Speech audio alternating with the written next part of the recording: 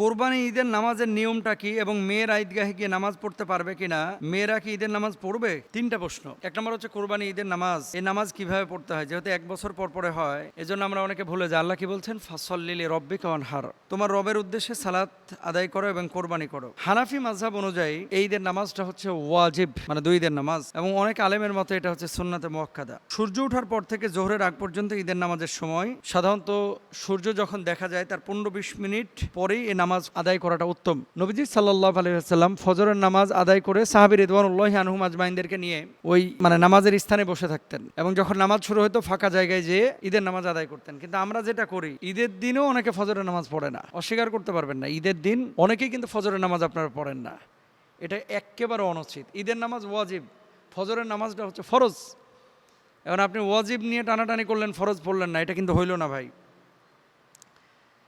এখন ঈদের আগে কি কি করতে হবে এগুলো নিয়ে আমরা অন্য আলোচনায় করবো ইনশাআল্লাহ তাআলা। রাসূল আকরাম সাল্লাল্লাহু আলাইহি ওয়াসাল্লাম এই নামাজ, ঈদের নামাজ যে আমরা আদায় করেছি, অতিরিক্ত 6টা তাকবীর দিয়েছেন, আবার কোনো কোনো বর্ণনায় 12টা তাকবীরের কথা বলা হয়েছে। আপনি যখন ঈদগাহে গেলেন, ইমামের পিছনে দাঁড়াইলেন, আল্লাহু আকবার বলবে ইমাম নামাজ শুরুর সময়। ঈদের নামাজের পরে কিন্তু খুতবা, আর জুমার নামাজের আগে খুতবা। আল্লাহু আকবার তিনি বলতেছেন, আপনারা আল্লাহু আকবার বলে হাতটা তুলে হাত বেঁধে নেবেন সবাই। আল্লাহু আকবার ইমাম সাহেব বললো, আপনারাও বলবেন। এই যে হাত তুলে হাত বেঁধে নিলেন, এরপর ইমাম সাহেব আল্লাহু আকবার বলে হাত ছেড়ে দেবে, আবার আল্লাহু আকবার বলে হাত ছেড়ে দেবে, আপনারাও হাত ছেড়ে দেবেন। এরপর আল্লাহু আকবার বলে হাত বেঁধে নেবেন, ঠিক আছে? হাত বেঁধে নেওয়ার পরে সূরা ফাতিহা পড়বে, আপনারা শুনবেন, সূরা মিলাবে শুনবেন। রুকু হলো, সিজদা হলো, এরপরে আপনি দাঁড়ায় গেলেন। দাঁড়ায় যাওয়ার পরে ইমাম সাহেব প্রথমে সূরা কেরাত পড়লো, অন্য নামাজের মতোই। সূরা কেরাত পড়ার পরে রুকুতে যাওয়ার আগে এবার অতিরিক্ত তাকবীরগুলো ইমাম সাহেব দেবেন। যেমন আল্লাহু আকবার বলে হাত তুলে হাত ছেড়ে দেবেন, আল্লাহু আকবার বলে হাত তুলে হাত ছেড়ে দেবেন, আল্লাহু আকবার বলে হাত তুলে হাত ছেড়ে দেবেন, এরপর আল্লাহু আকবার বলে আপনার রুকুতে চলে যাবেন। এটা গেল হচ্ছে তাকবীরের নিয়ম।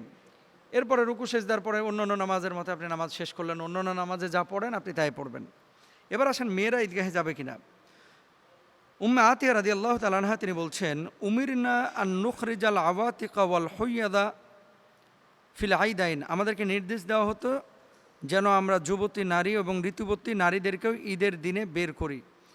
ঋতুবতী নারীর বিধান, ঋতুবতী নারী মানে যারা হাইজ বা মেনস্ট্রুয়েশনে আছেন তারা নামাজ পড়বে না, কিন্তু ঈদগাহে গিয়ে দোয়া এবং খুতবায় অংশ নেবে। এখন শরীয়তে এই যে আমাদের হানাফি স্কলাররা অনেকে বলেন যে ঈদগাহে মেয়েরা যাবেন না, আরব বিশ্বের মেয়েরা পরিবেশ পাচ্ছেন তারা যাচ্ছেন। বাংলাদেশে যদি কোনো ঈদগাহে পরিবেশ থাকে আপনারা মেয়েদেরকে নিয়ে যাইতে পারেন, কিন্তু যদি ঈদগাহে পরিবেশ না থাকে, ফিতনার আশঙ্কা থাকে, তাহলে আপনারা সেখানে নেবেন না। এখন অনেকে বলেন যে মেয়েরা হাটে যাচ্ছে, মাঠে যাচ্ছে, ঘাটে যাচ্ছে, পথে যাচ্ছে, সব জায়গায় মেয়েরা যাচ্ছে, আর হুজুররা খালি মসজিদে আর ঈদগাহে মেয়েদেরকে আটকাচ্ছে। মেয়েদেরকে আটকায় নাই হুজুররা, বরং পরিবেশটা দিতে পারে না। বাংলাদেশে কয়টা মসজিদে মেয়েদের নামাজের জায়গা আছে বলেন?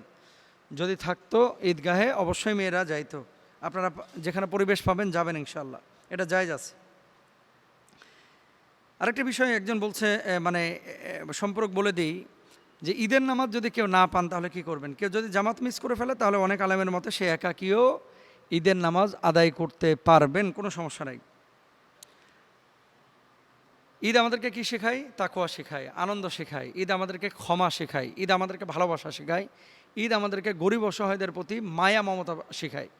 সুতরাং ঈদের নামাজ কিভাবে পড়বেন, আমাদের মেয়েদেরকে অনেক সময় এই ধরনের বিষয়গুলো থেকে, কাজগুলো থেকে দূরে রাখা হয়। এটা দূরে না রেখে তাদেরকে ইনভলভ করা, সম্পৃক্ত করা, এতে করে তাদের উপকার হবে ইনশাআল্লাহ। আল্লাহ বুঝদান করুক।